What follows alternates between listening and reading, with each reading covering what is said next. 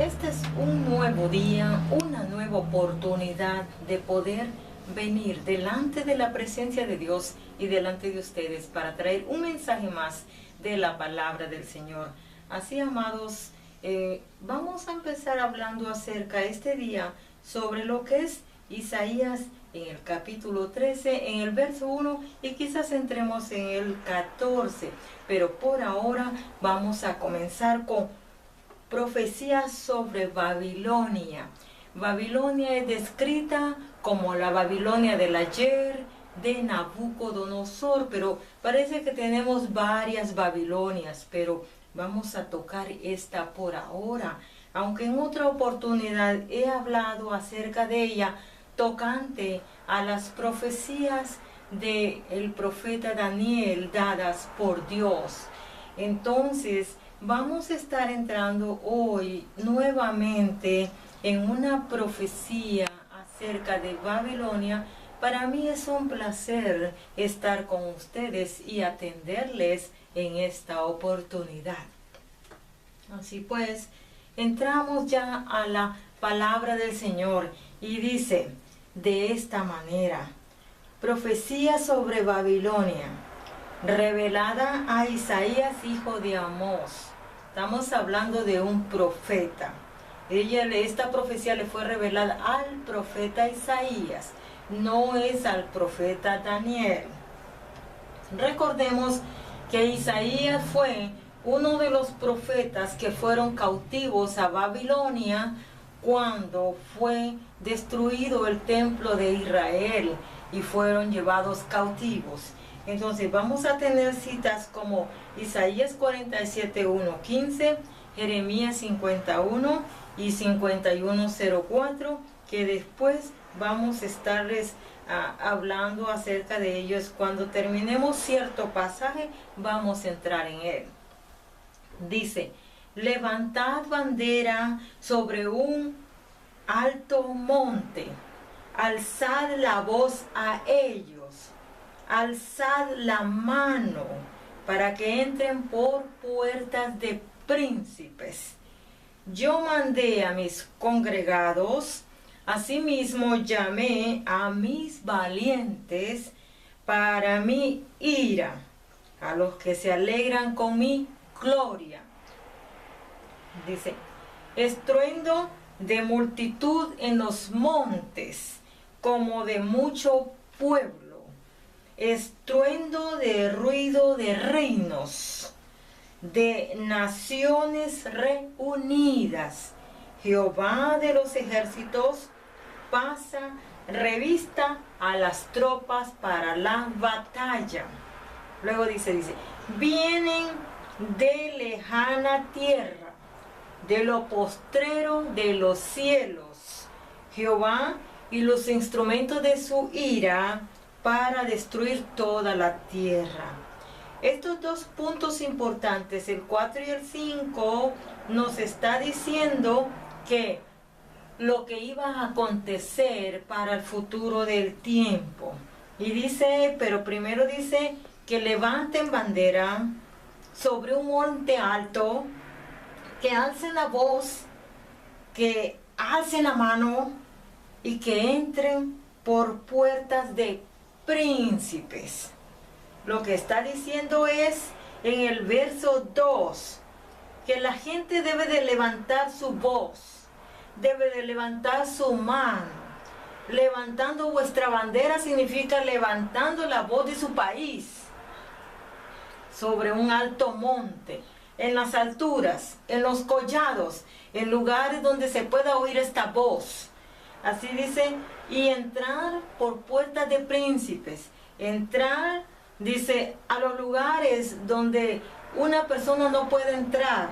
Por ejemplo, hablar esta verdad no en oculto, sino al público. Donde quizá a los príncipes decirles esta verdad, a nuestros gobernantes, a nuestros reyes, ir con ellos, hablarles, decirles lo que está pasando. ¿Y qué sucede? A ver si ellos escuchan. Luego dice, yo mandé a mis consagrados. ¿Qué sucede cuando dice mandé a mis consagrados? mandé a mis ungidos, mandé a mis profetas, mandé a mis predicadores, mandé a mi pueblo. ¿Qué dice? Asimismo llamé a mis valientes. Cuando dice asimismo llamé a mis valientes, pueden ser llamados valientes aquellos que dan la verdad y no importa si los meten presos. Pueden ser estos valientes aquellos que van a la guerra, los soldados. Entonces dice, para mi ira, a los que se alegran con mi gloria. Entonces cuando dice para mi ira, vamos a ponerlo en el punto de que son valientes guerreros, son personas que pelean en las guerras. Ahora bien, dice, y cuando dice estruendo de multitud en los montes, cuando dice estruendo de multitud en los montes es cuando van los carros, cuando van el armamento de guerra, cuando van a los montes, van a los pueblos, van a las ciudades o van a los reinos. Entonces dice, como de muchos pueblos, como de mucho pueblo, estruendo de multitud en los montes, como de mucho pueblo, estruendo de ruido de reinos. O sea, irán a la guerra muchos países, muchos se confabularán, pero también dice, yo mandé a mis consagrados y asimismo llamé a mis valientes. Recordemos una cosa muy importante. Dios es el dueño de la tierra y Dios es nuestro creador. Querramos o no querramos, nosotros vamos a hacer la voluntad de Él. Si nosotros hacemos la voluntad de Dios, entonces Dios se agradará de todo ello. Pero recuerden una cosa, aunque nosotros no hiciéramos la voluntad de Dios, Dios siempre ejecutará sus leyes, tanto a favor nuestro como en contra nuestra también. ¿Por qué? Porque Dios hace que los pueblos hagan su voluntad, y aunque no sean su pueblo exactamente, pero sí usa instrumentos como Asiria para guerra. Entonces, Dios puede usar al impío, Dios puede usar al pecador para traer juicio a su iglesia, a su pueblo, a las naciones, y después Dios puede ejecutar el juicio al revés. Puede ejecutar el juicio de su iglesia para las naciones. Entonces veamos pues, porque Dios es el que reina, no nosotros. Dios manda, Dios es el creador, no nosotros. Entendamos todo esto. Dios comanda los ejércitos de la tierra y del cielo, y Dios ejecuta su voluntad. Aún el mismo diablo tiembla en la presencia de Dios y hace la voluntad de Dios. Y si algo está haciendo que no es la voluntad de Dios, es porque Él es altivo y soberbio. Pero recuerde, Él está sujeto a Dios, quiera o no quiera, porque Él también fue creado de la mano de Dios cuando era el ángel de Dios. Ahora vamos a ver esto. Dice, aullad, porque cerca está el día de Jehová, vendrá como asolamiento del Todopoderoso. Entonces dice, y los instrumentos de su ira para destruir toda la tierra. Cuando vamos un poquito atrás dice que Él usará los instrumentos, usará el armamento para destruir toda la tierra. O sea, significa que viene un juicio grande sobre las naciones. Viene un juicio donde Dios juntará muchas naciones para que ellas mismas vayan a guerrear contra pueblos o naciones, o entre ellos mismos Dios ejecutará sus hechos. Entonces, ¿qué sucede? Pues vamos a estar viendo de que dice, aullad porque cerca está el día de Jehová y vendrá como asolamiento del Todopoderoso. O sea, cuando está hablando de asolamiento, está hablando de que la tierra quedará hecha añicos, como un caos terrible. Así como cuando usted mira los tornados que vienen y destruyen todo y quedan las casas hechas hojarasca. Entonces, dice, por tanto, toda mano se debilitará y desfallecerá todo corazón de hombre. O sea, significa que las personas van a paniquearse de todo este asunto que va a estar pasando sobre la tierra. Los corazones de los individuos van a desfallecer. En ese tiempo no van a saber qué hacer. En ese tiempo no van a saber qué pensar. Pero vamos más adelante a lo que nos está diciendo. Y se llenarán de terror, angustia y dolores se apoderarán de ellos. Vendrán dolores como mujer de parto. Vendrá esa desesperación, esa angustia tan terrible que la gente misma no sabrá qué pensar y qué hacer. Se asombrará cada cual al mirar a su compañero su rostro, rostro de llamas. O sea, significa que si la tierra va a recibir la ira del Todopoderoso, los hombres parados mirándose a los rostros van a mirar, dice que sus rostros serán llamas de fuego, los rostros de las mismas personas. Esto significa que la gran hecatombe que viene sobre la tierra es que las personas paradas van a agarrar fuego. O sea, significa que las personas mismas, bajo las circunstancias de los instrumentos de guerra, bajo estos químicos, van a arder, dice, ellos mismos, sus rostros de llamas. He aquí el día de Jehová viene terrible y de indignación y ardor de ira para convertir la tierra en soledad. Soledad, asolamiento, es lo mismo. Va a quedar solo, va a quedar triste, va a quedar sombrío, va a quedar terriblemente destruido, asolado. Dice, bajo la indignación, el ardor de su ira. Dice también, y raer de ella a sus pecadores. O sea, el propósito, la idea de Dios es traer este juicio sobre las naciones por causa del pecado. Porque las generaciones que están presentes han dañado su propia integridad, llevando su vida al caos y al asolamiento y a la ira de Dios. ¿Por qué? Porque dice que estos tiempos son igual que tiempos de Sodoma y de Gomorra, igual que cuando el diluvio. Significa que a estas alturas de la humanidad, haber visto y haberlo enseñado por la ciencia de la historia y por la historia de la palabra de Dios, parece que nosotros nos gusta vivir en lo malo, porque es como cuando se dice en inglés back and forth. ¿Sí? Ahora resulta que vamos al back de regreso. ¿Por qué?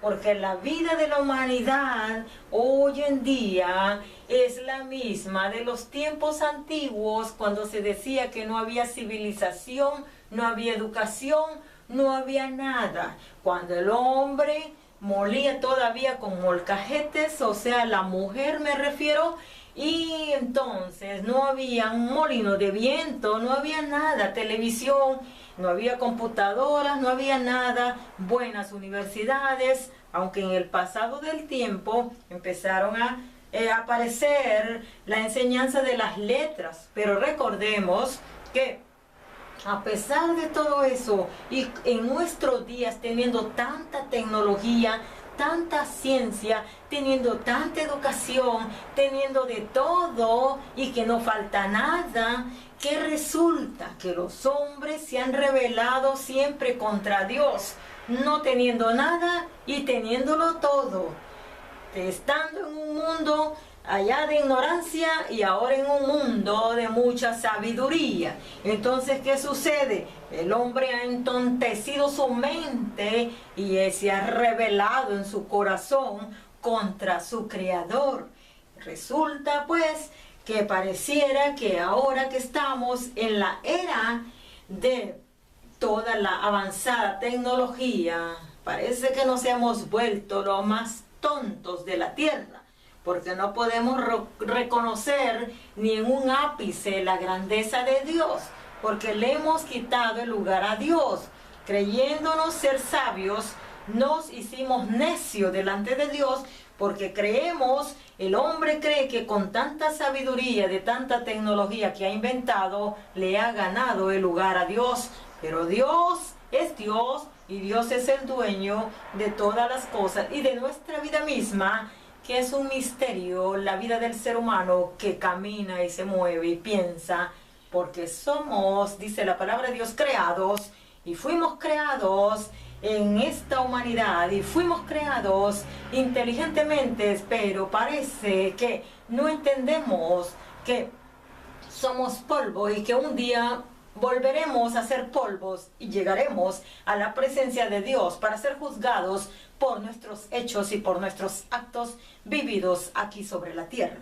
Así pues, entonces, vamos a ver, dice, por lo cual las estrellas de los cielos y sus luceros no darán su luz. ¿Por qué no darán su luz? Porque será tan terrible la hecatombe que habrá sobre la tierra de los elementos ardientes que circularán por el universo, que entonces los cielos, dice, las estrellas de los cielos y sus luceros no van a dar su luz, van a estar impregnados, impactados de tanto humo y de tanta contaminación. Así pues, dice, y el sol se oscurecerá al nacer. Eso significa que este evento va a ser un evento muy temprano de la mañana. O si no, como lo dice aquí, por lo cual las estrellas de los cielos y sus luceros no darán su luz. Ahora vamos, y el sol se oscurecerá al nacer. Entonces, si lo vemos del punto de vista, será por la tarde, porque entonces ya está hablando de las estrellas de los cielos que no darán su luz. Y cuando dice que al amanecer el sol se oscurecerá, que va a estar tan oscuro que ni el mismo sol nacerá en la mañana por tanta contaminación. O en su defecto, que será en la mañana y para en la tarde, las estrellas van a estar contaminadas, que no se mirará la luz del resplandor, porque en el día fue oscuro. Entonces, y la luna, dice, dará su resplandor. Vamos a ver esto, cómo está esto. Dice, por lo cual las estrellas de los cielos y sus luceros no darán su luz. Y el sol se oscurecerá al nacer, y la luna no dará su resplandor. Ahí está completo el texto bíblico ya. Entonces, ¿qué dice? Apocalipsis 6, 12, 13 y 8, 12 y Mateo 29, 30 y Lucas 13, 24, 25 y Lucas 21, 25 nos va a decir lo mismo. Entonces, ¿qué sucede pues? De que vamos a continuar y dice, y castigaré al mundo por su maldad y a los impíos por su iniquidad. Hay dos tipos de personas que Dios va a castigar aquí. Al mundo por su maldad, o sea, todos los pecadores, y a los impíos por su iniquidad. El impío es todo aquel que sabe hacer lo bueno y no lo hace. El impío es aquel que conoce la palabra de Dios, pero es malvado. Entonces este es el impío, y el otro es el pecador, el empedernido, que no quiere saber de Dios y que se esconde tras una muralla de decir yo soy bueno, o decir de que todas las religiones llevan a Dios, o decir que no tiene ninguna, o que vive como se le da la gana, como un cerdo sin mirar la grandeza de Dios sobre su vida. Tanto impíos como pecadores hacen la misma función. Así pues, dice, haré más, parece que no está muy un poquito lejos, y haré que cese la arrogancia de los soberbios y abatiré la altivez de los fuertes. Dice, ¿quién es el soberbio? Aquel que se rebela contra la creación y lo creado, o aquel que ama la creación pero aborrece al creador. Es un soberbio. Y aquel que es altivo, dice, abatiré la altivez de los fuertes. La altivez de los fuertes es toda persona que está en gobierno, o toda persona que tiene autoridad, o toda persona que tiene dinero, o toda persona que está sobre grupos de personas, sean organizaciones o sean naciones. Entonces, ¿qué sucede? Pues que nosotros, dice la palabra de Dios, en profecía de Isaías, estamos hablando de un hombre que para el día de hoy han pasado unos 2600 o 700 años o 2650 años de que Dios le reveló esta profecía. Y lo más probable es que estando cautivo en Babilonia él se la dio. Pero recuerde, esta profecía no fue para Babilonia en sí totalmente, porque según dice, esto será para tiempo futuro. Y cuando nosotros analizamos la historia de Babilonia, no dice estos asuntos. Esto es para nuestros días, porque Dios le llama al mundo la gran ramera. ¿Por qué? Porque Babilonia es la gran ramera. un mundo sin Dios, un mundo altivo, un mundo soberbio, un mundo que lo que busca es las cosas materiales y la necedad del ateísmo de su corazón.